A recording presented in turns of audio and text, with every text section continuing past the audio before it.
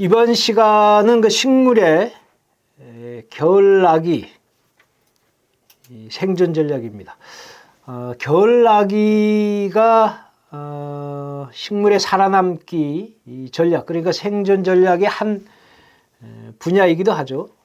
그렇지만 지금 시점이 겨울을 지나는 시점이기 때문에 겨울나기를 따로 앞서 학습하는 시간을 갖도록 하겠습니다.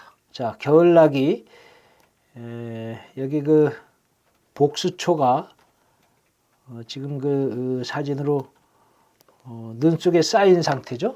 자, 눈 속에 쌓인 상태입니다. 이 상태를 여러분들은 주의 깊게 관찰을 해보시기 바랍니다. 자, 한겨울에 일반 생물체가 얼음이 얼 정도의 그 추위에서 밖에서 꽃이 피고 있다. 자, 이 경우를 한번 생각해 보면 좋겠습니다. 살아남았다라고 하는 측면에서 생각해 보시면 좋겠다는 말씀입니다. 자, 이렇게 그 겨울철에 그 식물이 살아남았다 라고 하는 측면에서 겨울철 온도, 겨울철은 주로 그 온도의 조건이 중요하겠죠. 자, 겨울철 온도 조건을 두고 스트레스를 받았을 때, 식물이 스트레스를 받았을 때의 그 현상입니다. 그러니까 그 저온 스트레스 현상인데, 적정 생장 온도보다 낮은 온도, 겨울철이니까, 자, 생장 속도가 달라질 거고 물질 대사 속도가 낮아질 겁니다. 자, 여기에서 그 냉해에 민감한 식물에서 온도가 낮아지면 임계 온도라고 하는 용어는 뭐냐면 한계점의 온도를 임계 온도라 그럽니다. 임계 온도. 어쨌든 저온으로의 임계 온도, 한계점 온도, 아니면 고온의 그 한계점에 다다를 때의 온도를 임계 온도라 그럽니다. 그러니까 임계 온도에서 막의 지질은 결정화된다. 자, 막입니다. 여기서 이 막이라고 한 건 세포를 얘기해요. 세포. 그러니까 세포의 막이 우리 얼음 결정처럼 결정화가 된다는 얘기입니다. 자, 액상에서, 그러니까 액체상에서 그 결정으로 변하는 임계 온도는 대개 냉해를 일으키는 온도와 일치한다. 자, 냉해라고 하는 그 부분은 다시 설명을 드릴 겁니다. 자, 10도에서 13도가 되면 임계 온도다 했습니다. 그러니까 열대 식물은 온도가 높은 곳에서 자라는 식물이죠. 그 열대 식물도 냉해를 받는다. 그러니까 저온 스트레스죠. 그러니까 저온 스트레스를 받는다. 그러니까 열대 식물일 경우는 10도나 13도 정도, 지금 우리 겨울철이 아니죠. 지금 봄 날씨에 지금 실내 온도하고 거의 같습니다. 자, 이 온도가 되면 열대 식물은 임계 온도가 된다. 한계점이 된다. 세포가 살아남을 수 있는, 그러니까 그 식물이 말라 죽을 수 있는 그 한계점, 그러니까 저온 한계점이 된다라는 얘기입니다. 그리고 온대성 식물들은 한 5도를 기준합니다. 5도를 살아남을 수 있는 그 임계 온도라고 봅니다. 그래서 우리가 난대성 식물이다, 남부지방 식물이다 할 때는 겨울철 온도에서 5도를 기준해서 살아남는 기준을 잡고 있다. 자, 이렇게 이해를 하면 되겠습니다.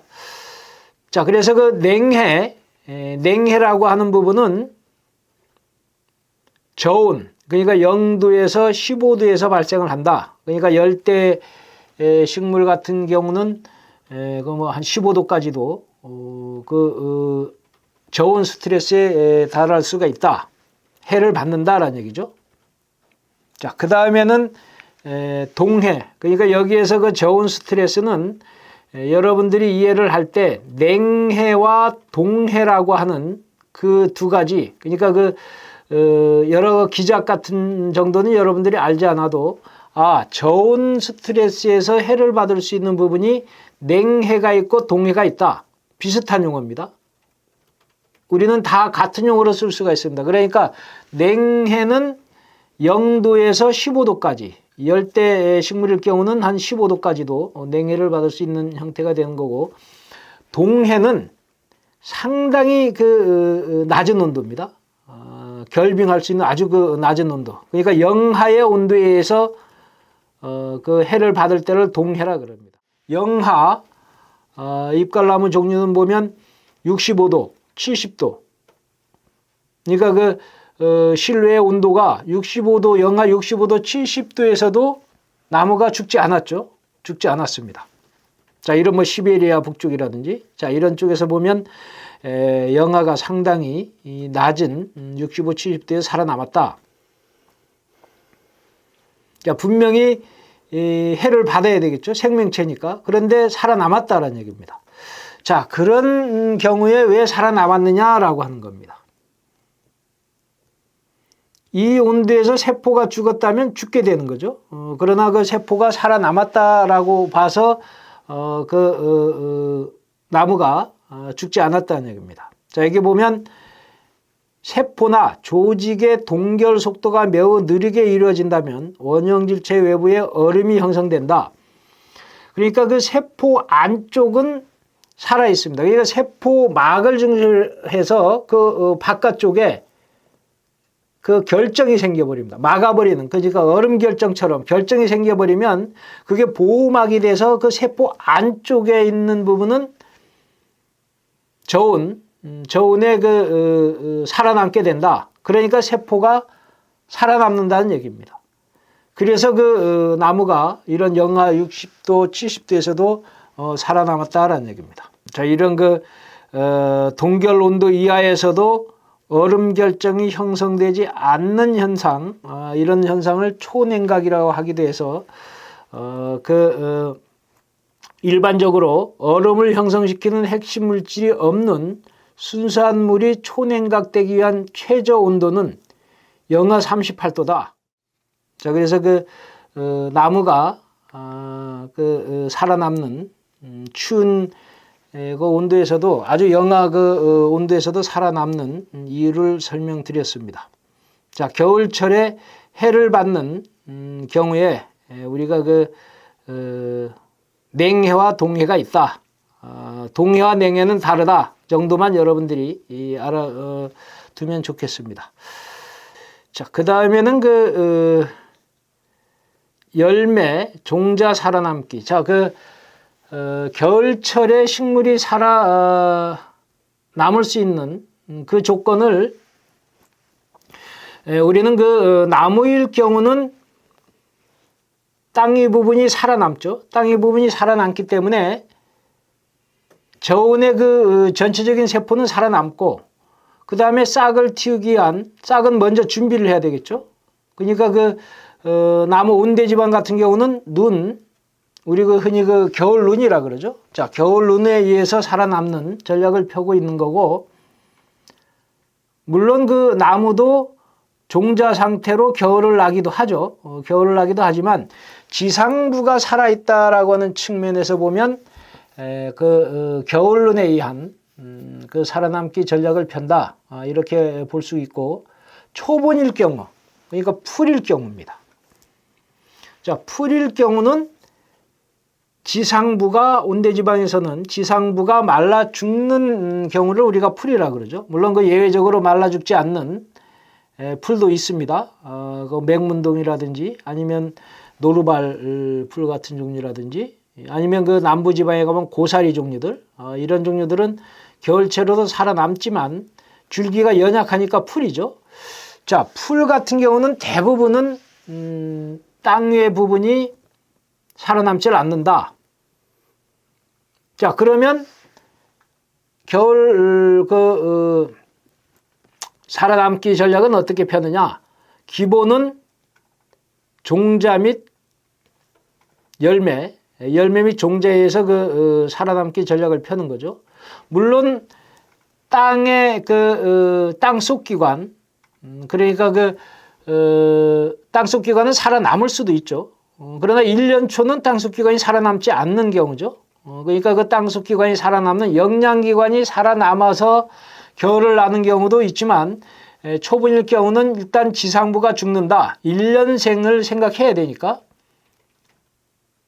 그러니까 그 지상부가 죽기 때문에 어떻게 살아남는 전략을 폈느냐? 종자로 살아남는 전략을 편다. 즉 종자는 휴면이라고 하면 됩니다. 종자라고 하는 부분은 잠자는 시간이다 라는 얘기입니다. 어떤 때 잠자느냐? 환경이 살아남기 위한 그 조건이 좋지 않기 때문에 그 기간 동안에 살아남는 전략을 편 게 종자다. 그러니까 그 동물이 우리 그 동면 그 조건이 맞지 않았을 때 그 동면에 들어간 뱀이나 개구리처럼 동면에 들어가는 것처럼 식물일 경우는 종자에 의해서 그 휴면을 하게 된다. 겨울철 조건이 좋지 않은 겨울철에 잠을 자게 된다. 이렇게 그 이해를 하면 되겠습니다. 자, 그 단풍나무 같은 경우는 열매 자체가 마른 열매가 되기 때문에 마른 열매가 되죠. 건과가 됩니다. 마른 열매니까 그대로 그 겨울을 날 수가 있지만 우리 그 다육과 같은 종류 지금 오른쪽에 그림이 우리 그 복숭아죠. 자, 복숭아 같은 경우는 다육과이기 때문에 물렁물렁한 부분이 우리가 먹는 부분이 없어지고 그 안에 있는 종자 형태, 그 형태의 딱딱한 그 핵과죠.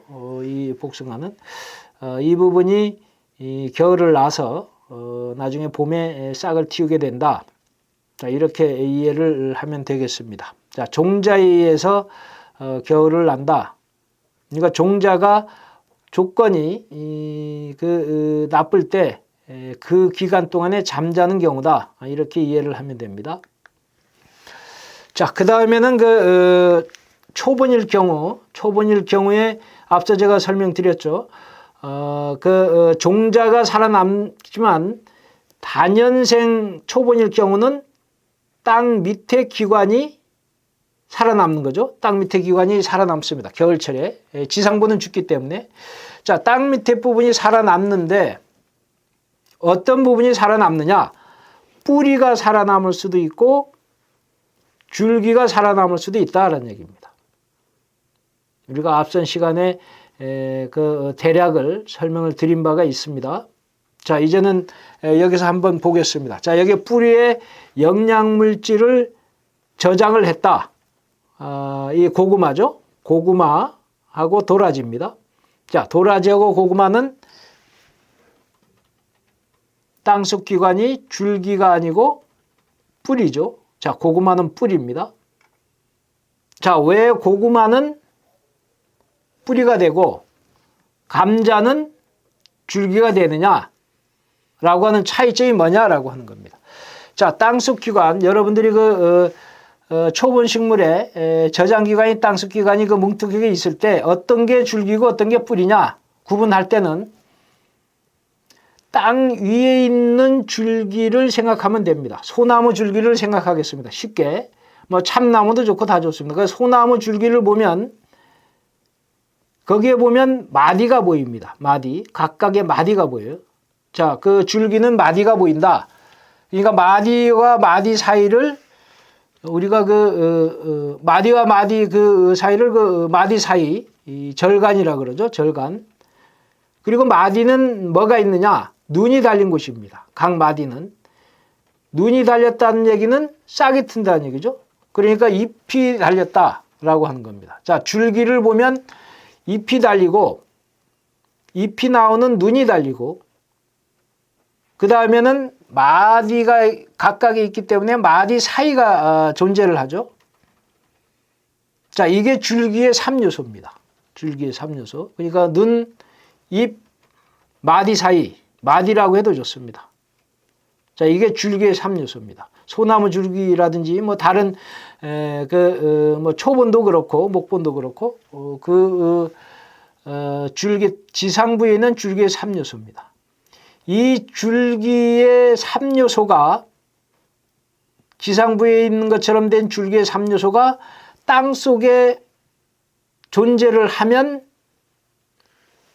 줄기가 되는 겁니다. 그러니까 땅속 줄기가 되는 거죠. 즉 지하경이 됩니다. 그러니까 줄기의 3요소가 완벽하게 갖춰져 있지 않으면 뿌리가 됩니다. 자, 이제는 그 줄기인지 감자하고 고구마를 가지고 줄기인지 뿌리인지에 대해서 한번 대입을 한번 해보겠습니다. 자, 고구마는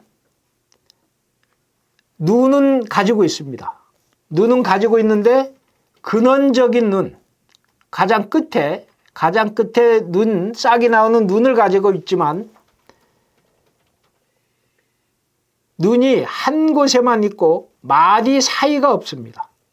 그러니까 마디 사이, 그러니까 끝에 있다라고 해서 끝에도 뭐 사이사이가 있긴 있지만 그거를 마디 사이처럼 해서 계속 있다고 하기는 그렇고 그 정단 쪽에만 있는 부분이고 각 사이사이에 넓게 퍼져 있는 마디가 없습니다.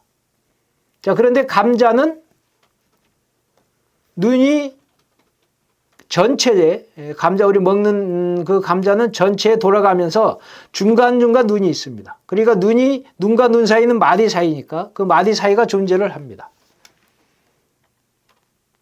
자, 그러니까 감자는 눈이 있고 마디 사이가 있고 잎은 비닐로 변해 있죠. 잎은 비닐로, 땅속이니까 잎이 존재할 수는 없으니까.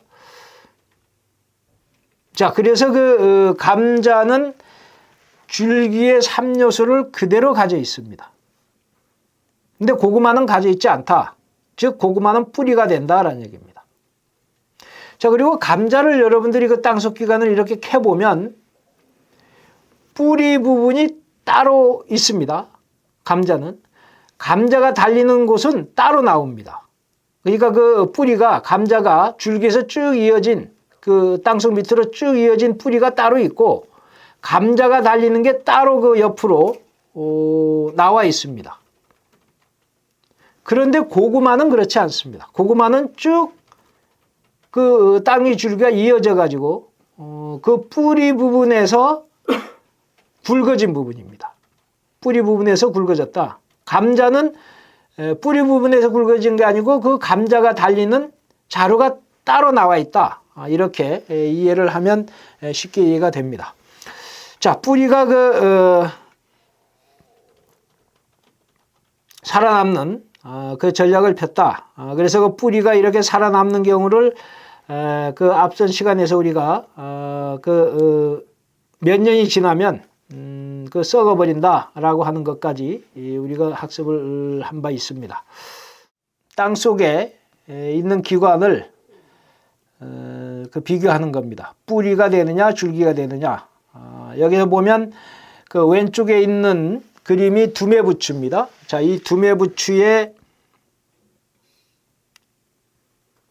기관. 자, 이 기관을 어떤 기관이냐? 이건 줄기가 되죠. 우리가 그 마늘처럼, 양파처럼, 자, 양파 같은 종류가 줄기가 되죠. 그 줄기가 어떤 줄기냐? 비늘로 포개져 있다. 고개 비늘처럼 해서 인경이라 그럽니다. 그러니까 그 비늘 인자 쓰는 거죠. 그러니까 그 고개 비늘처럼 차곡차곡 쌓여져 있다라는 얘기입니다. 양파에 우리 껍질을 벗기는 게 다 그 차곡차곡 쌓여져 있다고 보는 거죠. 그래서 그 비늘 줄기죠. 양파도 비늘 줄기죠. 자, 이 지금 부추도 줄기가 됩니다. 인경, 비늘 줄기가 되죠. 자, 오른쪽은 더덕이죠. 자, 더덕은 지금 싹이 나오는 부분을 보면 위쪽에서 지금 싹이 나오고 있습니다. 가장 끝에서. 그러니까 눈이 있는 부분이 가장 끝에서 이렇게 나오고 있다. 이렇게 보면 되겠습니다. 자, 밑에 그 두매부추는 위에서 그 싹이 나오긴 했지만 몇 군데가 구분돼 가지고 나오고 있죠. 자, 몇 군데가 구분돼 가지고 밑에서 각각의 구분된 그 부분에서 싸고 있어서 이렇게 나온 부분이 되겠습니다. 자, 그래서 그 땅속 뿌리, 이 땅속 줄기를 구별을 했습니다. 여기서는 뿌리를 중점적으로 설명하는 부분이 되겠습니다. 자, 다음에는 땅속 기관 중에 줄기가 살아남는 경우다. 자, 줄기가 살아남는 경우다. 이런 얘기입니다. 자, 양파. 그 다음에 달래 종류죠. 산달래. 그 다음 둥글레입니다. 자, 둥글레, 달래, 산달래, 그 양파 모두 땅속 기관이 살아남는 부분은 줄기다. 이렇게 이해를 하면 됩니다. 그러니까 땅속 줄기다. 지하경이다 라는 얘기입니다. 뿌리는 그 가늘게 되어 있는 부분이 뿌리입니다. 가늘게 되어 있는 부분이 뿌리고 굵직하게 되어 있는 부분은 그 줄기가 된다. 그러니까 우리가 둥글레 차를 끓여 먹는 부분도 줄기를 끓여 먹는 거죠. 땅 속에 있는 줄기를 끓여 먹는다. 그 줄기이기 때문에 뭡니까? 거기에 동화산물 저장 그 영양물질을 저장해 놓은 부분이죠. 주로 동화산물은 탄수화물 계통이니까 그 녹말로 주로 변해 있겠죠. 녹말 전분, 전분으로 그 전분 자체가 탄수화물이니까 당질이니까. 자, 그리고 그게 저장이 되면서 뭐 다른 뭐 2차 대사 산물 같은 그 희귀화 물질들이 저장이 되겠죠. 그러니까 우리가 약용으로 이용도 가능하고 이렇게 할 수 있는 부분이 되겠습니다. 자, 그다음에 그 양파를 그 위쪽에서 그 가로 자른 면을 본 경우가 됩니다. 그 두 군데서 싹이 나오고 있죠. 그러니까 눈이 두 군데 있는 데서 따로 있죠. 따로 그 눈이 달려 있는 부분이 되겠습니다. 자, 그 다음에 감자를 한번 보면 더 쉬울 듯 합니다. 자, 감자. 자, 감자를 보겠습니다. 자, 감자에 보면 각각의 지금 그 감자가 달린 줄기가 따로 나와 있죠. 뿌리는 그 가운데서 쭉 이어진 뿌리가 따로 있습니다. 자, 그리고 그 눈이 이 사방에서 보이죠. 사방에서 보입니다. 그러니까 눈과 눈 사이를 우리가 마디라고 하는 거죠. 자, 그리고 이 부분을 우리가 그 재배를 할 때는 잘라서 한 4등분 정도 자른 다음에 심어서 싹을 틔우게 되죠. 감자를. 자, 그런데 오른쪽 감자를 보세요. 오른쪽 감자를 보세요. 자, 오른쪽 감자는 지금 싹이 나와 있는 경우인데 사방에서 싹이 나와 있는 경우가 많습니다. 사방에서 눈 전체에서 이곳 눈이 있는 거는 다 싹을 나오려고 지금 준비를 하고 있습니다. 자, 그 경우는 뭐냐면 지금 상태를 보면 곰팡이 같은 경우도 지금 보이죠? 옆에 하얗게. 지금 상태는 상당히 조건이 좋지 않은 상태입니다. 자, 그 봄철 그 비닐 속에, 검은 비닐 속에 저장해 놔뒀던 게 그 싹이 나온 경우입니다. 그 경우를 이게 사진 찍은 건데 왜 이 경우는 싹이 나왔느냐? 원래 정상적인 경우에 하나만 이게 땅에 심었으면 한 곳에만 싹이 나옵니다. 한두 곳에 나오는 곳만. 그걸 정화우세라 그래가지고 가장 끝 눈에서 우세한 눈만 싹이 나와요. 만약에 이 감자가 지금 여기 왼쪽 그림에 보면 눈이 여러 개 그려져 있죠. 눈이 한 20개가 있다. 한 10개 정도가 있다, 눈이. 그러면 10개 다 싹이 나오면 안 되겠죠. 에너지도 그렇고, 기력도 좋아지질 않겠죠. 수세도. 자, 그러니까 한 곳에 정화우세. 그러니까 가장 우세한 곳에 눈이 싹이 나와야 되는데 지금 그 그림에 있는 감자는 이곳저곳에서 다 싹이 나왔습니다. 이 경우는 조건이 나쁜 상태가 됩니다. 자, 그러니까 비닐 속에 넣어둬서 그 온도만 맞아가니까 싹이 나오려고 하다 보니까 정화옷의 끝부분에서 싹이 일단 나와야 되는데 이 끝부분에 좀 싹이 나온 부분도 있죠. 길게. 그 나머지도 다 나오려고 한다라고 한 건 어느 정도 자기 정화옷에서 싹을 틔워봤더니 거기에 있는 공기가 비닐에 쌓여서 공기도 나쁘고 모든 조건이 나쁜 상태가 되니까 아차, 이게 죽을 것 같다. 이거 좋은 환경이 아니다. 그러니까 어떻게 되느냐? 다른 눈도 전부 싹을 틔워버립니다. 왜냐하면 살아남기 전략을 하는 거죠. 이게 조건이 나쁘기 때문에 이곳저곳에서 다 싹을 틔워가지고 그곳에서라도 어느 한 부분에서 살아남기 위해서 싹을 틔우는 경우가 있다. 그래서 여기에 보면 곰팡이도 있고 열도 많이 생기겠죠. 비닐 속에 넣어둔 거기 때문에 호흡하면서 열이 생기죠. 호흡하면서 열이 생깁니다.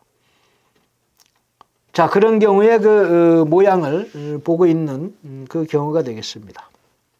땅속 줄기 이 측면에서 그 왼쪽에 있는 게 난초죠. 난초 종류 중에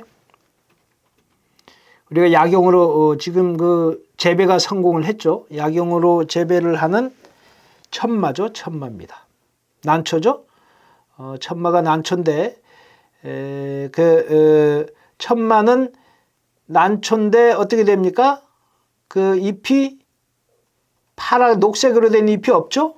자, 녹색으로 된 잎이 없기 때문에 기생하는 식물이 되는 거죠. 광합성을 못하죠. 자, 광합성을 못하는데 이 식물은 균계하고 공생을 합니다. 균계. 그러니까 우리 버섯이나 곰팡이 같은 그런 균계하고 공생을 해서 살아남는 그런 전략을 펴는 식물이 이 천마가 되겠습니다.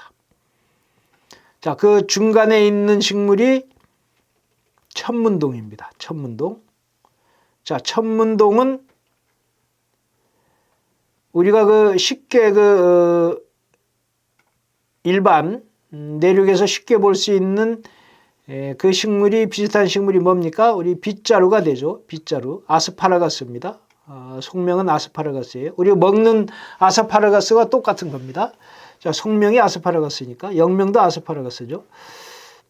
자, 아스파라거스입니다. 그런 빗자루하고 같은 잎 모양도 거의 비슷하죠.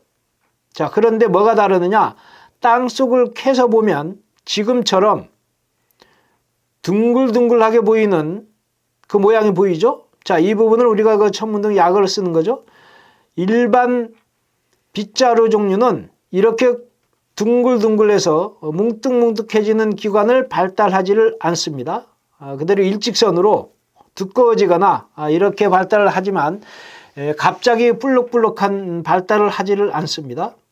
자, 그러니까 여러분들은 캐봤을 때 이렇게 볼록볼록하면 천문동이고 그렇지 않고 일직선으로 되어 있으면 빗자루 계통입니다. 빗자루 계통도 종류가 여러 종 있지만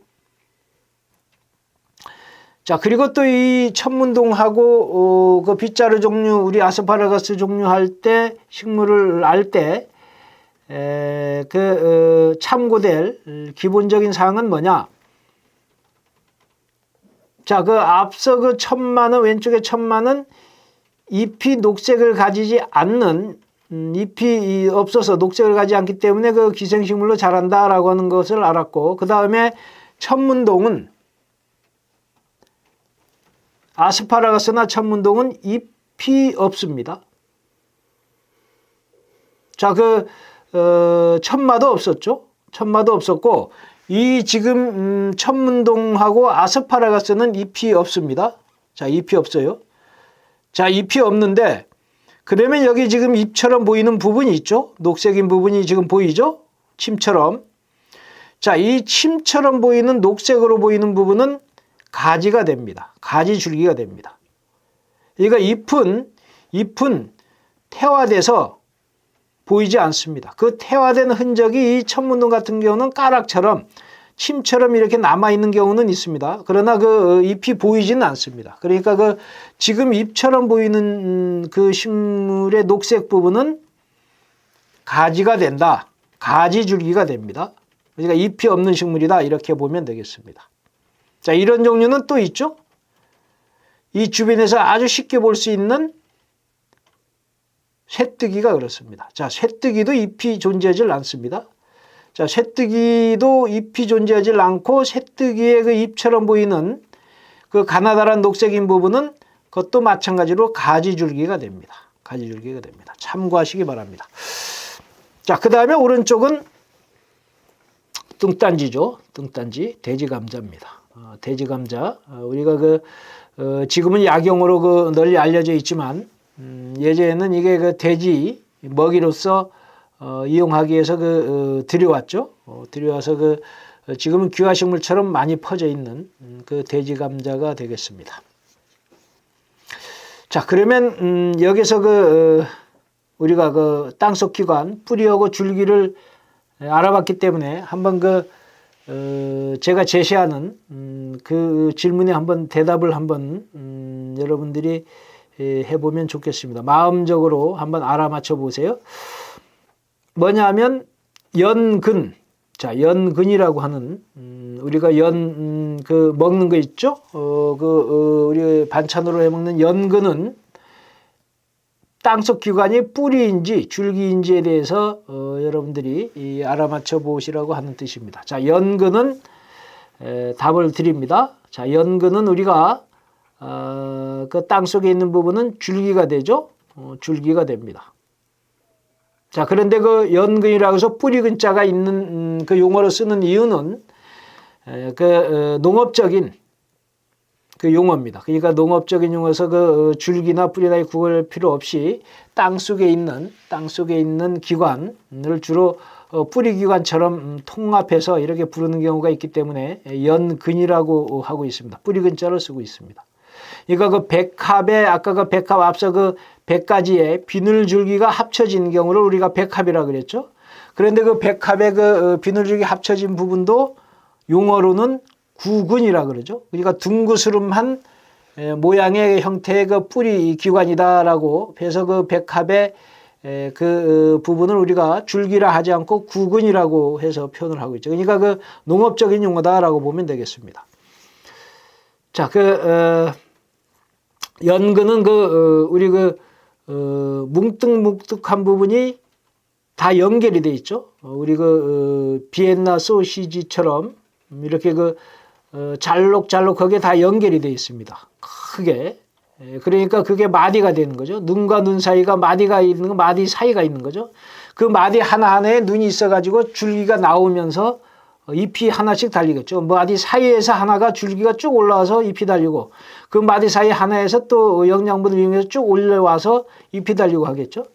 자, 그렇게 해서 줄기가 된다라고 하는 거고, 그 다음에 매번 우리 교육적으로 학습하는 내용이 있죠. 뭡니까? 땅콩이 있습니다. 자, 땅콩은 땅 속에서 우리가 캐먹는 땅콩인데, 땅콩은 정답이 그 이름 그대로 줄기도 아니고 뿌리도 아니고 땅콩이죠. 그러니까 콩이 뭡니까? 열매죠. 자, 땅콩은 열매가 되더라. 자, 그러니까 땅 속에서 캐내지만 그 땅콩은 열매가 땅 속에 묻혀서 커진 경우다. 이렇게 이해를 하면 됩니다. 그러니까 땅콩은 땅콩도 캐보면 뿌리가 따로 있고 땅콩이 줄 달린 것처럼 땅 속에서 줄처럼 주렁주렁 달려 있는 모습을 볼 수가 있습니다. 자, 그러면 땅콩이라고 하는 측면을 여러분들이 관찰을 잘 한번 해보세요. 자, 땅콩은 분명히 열매다. 자, 그러면 여기서 문제가 많이 우리가 문제를 많이 생각할 수가 있습니다. 어떤 문제냐? 분명히 열매는 생식기관입니다. 식물의 생식기관이에요. 자, 생식기관은 뭐하고 관련은 지으냐?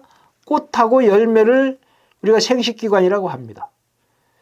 자, 그러면 열매는 반드시 꽃이라고 하는 생식기관을 지나야 됩니다.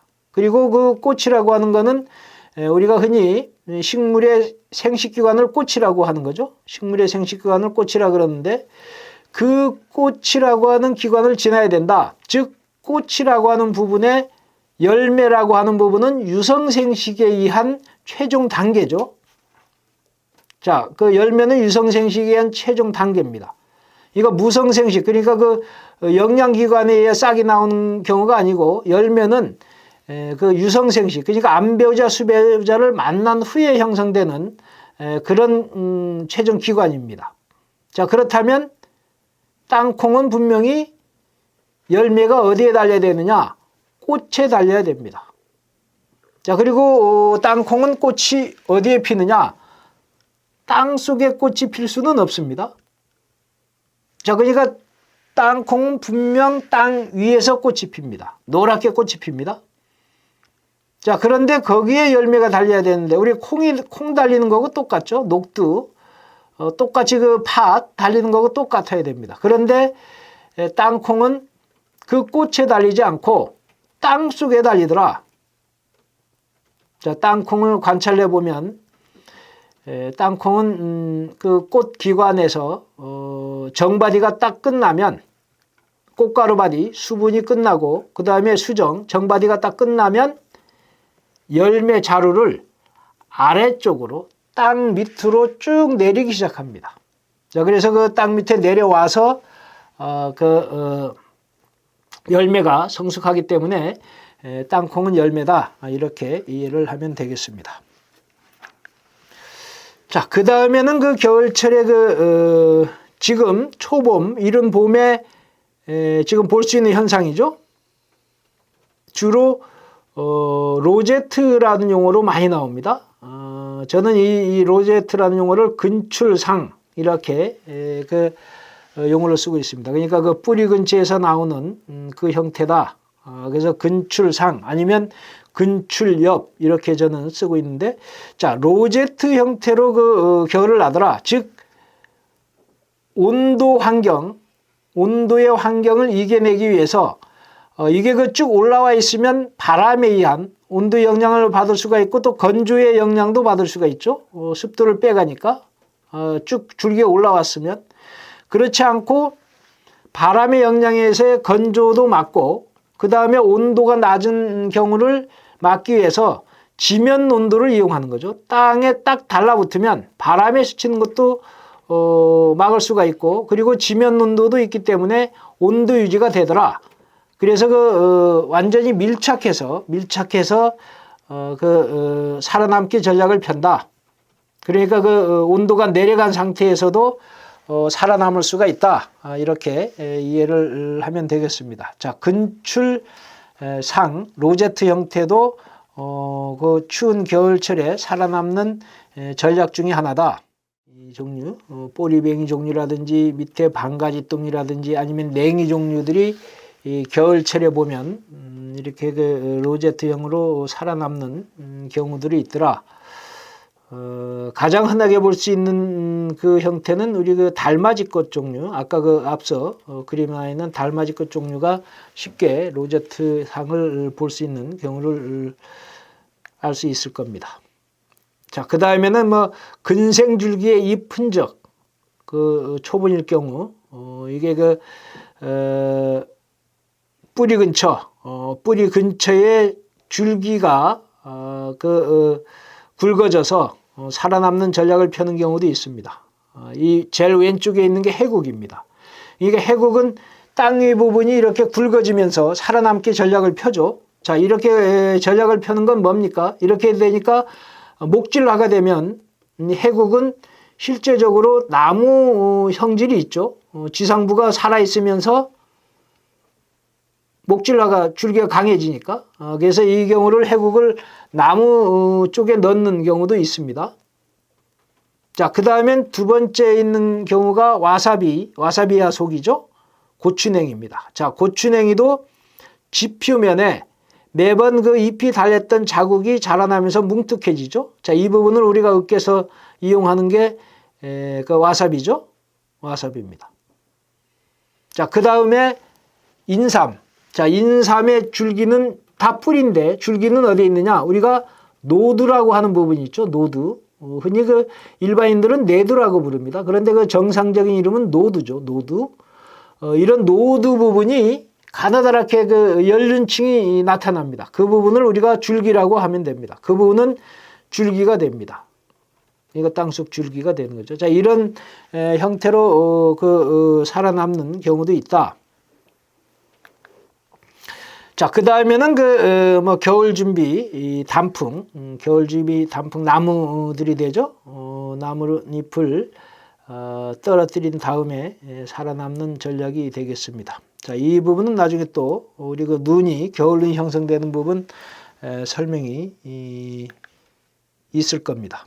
자, 이렇게 그 나무가 겨울철에 단풍이 되고 그 겨울철에 눈이 형성이 돼서 살아남는 전략을 펴죠. 자, 이렇게 그 겨울 동안에 그 눈이 발달을 해서 살아남는 전략을 펴게 됩니다. 자, 우리가 그 겨울은 나무일 경우입니다. 지금은 나무입니다. 이전까지는 그 초본 위주로 설명드렸지만 지금은 나무, 온대지방의 나무일 경우 살아남는 전략, 그 겨울눈으로 살아남는 전략을 펴더라. 이 겨울눈은 털로 덮여 있거나 아니면 두꺼운 비늘로 덮어 있거나 아니면 부동의 끈끈이 물질 같은 칠엽수처럼 제일 오른쪽 그 겨울눈이죠. 그 끈끈이 물질을 분비해서 얼지 않는, 낮은 온도에서 얼지 않게 부동액처럼 작용해서 겨울눈을 보호하는 경우도 있다. 자, 그 다음에 뭐 겉에 털을 그 중심으로 해서 겨울눈을 살아남도록 하는 그 부분도 있다. 왼쪽엔 목련이고 오른쪽에는 그 버들강아지가 나오고 있죠. 그 갯버들에 버들강아지가 나오고 있는 그 껍질이 하나죠. 그 통으로 그 되어 있는 부분을 보고 있습니다. 자, 겨울에 살아남는 그 형태의 눈이 한겨울에도 얼음에서도 살아남은 경우입니다. 자, 그 다음에는 그 봄꽃 살아남기입니다. 봄꽃. 자, 여기 봄꽃 살아남기는 어떻게 살아남느냐? 온도를 측정해 보면, 자, 이게 우리가 보는 뭡니까? 그 안전무채죠. 자, 안전무채는 이른 봄에 꽃이 피우는데 열을 낸다. 열을 내서 그 주변 얼음을 녹일 수가 있다. 그러면서 살아남는 전략이 된다. 그래서 온도를 측정하면 바깥 온도가 지금 몇입니까? 영하 1.2도입니까? 영하 1.2도인 상태인데 그 안전무채 안쪽에 그 센서를 넣고 했더니 11도가 됐죠? 11도가 됐습니다. 자, 그러니까 그 온도 스스로 그 열을 내면서 이렇게 그 살아남는 전략을 펴는 식물도 있다. 자, 그 다음에 봄꽃 살아남기 전략, 지금 현재입니다. 지금 복수초라든지 바람꽃 종류가 흐드러지게 피어 있습니다. 자, 이 식물들은 보면 꽃이 화려합니다. 그리고 꽃이 큽니다. 자, 왜 그러느냐? 이런 식물들은 지금 화려하게 꽃이 피고 그리고 지금 생을 다른 그 초본이 나오기 전에 생을 맞춰줘야 됩니다. 그러니까 다른 식물이 무릎 위에까지 초본이 나무 밑에서 나와버리면 이 식물들 바람꽃 종류라든지 복수초는 그때에 꽃이 피려고 하면 이미 늦습니다. 그 무릎까지 위로 올라오는 그 초본 위에 묻혀가지고 살아남기가 어렵습니다. 그러니까 그런 그 무릎까지 올라오는 초본이 나오기 전에 이미 생육을 마쳐야 됩니다. 그러니까 열매는 그 전에 그 열매를 달아야 된다는 얘기입니다. 그러기 위해서는 뭡니까? 빨리 꽃이 피고 화려하게 꽃이 핀다. 즉 화려하게 꽃이 펴야 수분하기, 그냥 꽃가루 받기가 쉽겠죠. 벌나비도 부르기가 쉽고, 그러니까 화려하게 꽃이 펴서 화려한 모습을 내서 열매를 빨리 맺히기 위해서 화려한 꽃이 펴서 생을 단축시킨다는 얘기입니다. 얼레지도 마찬가지죠. 화려하게 꽃 피니까 그 얼레지가 만약에 나중이 되면 다른 풀에 의해서 광합성도 못하겠죠. 다른 풀이 올라와 버리면. 그러니까 그 전에 화려하게 꽃 피고 빨리 수정을 내서 빨리 열매를 맺어야 됩니다. 그러니까 우리가 그 일반 풀이 올라와 있을 때는 얼레지는 잎도 없고 열매도 잘 보이지 않을 정도로 이미 다 끝나 있어야 됩니다. 자, 이렇게 해서 그 봄꽃에 살아남기를 한다. 이렇게 이해를 하면 되겠습니다. 자, 여기까지 그 겨울철에 그 살아남기를 학습을 마치고 다음 시간은 일반적인 생존 전략에 대한 그 설명을 이어가도록 하겠습니다.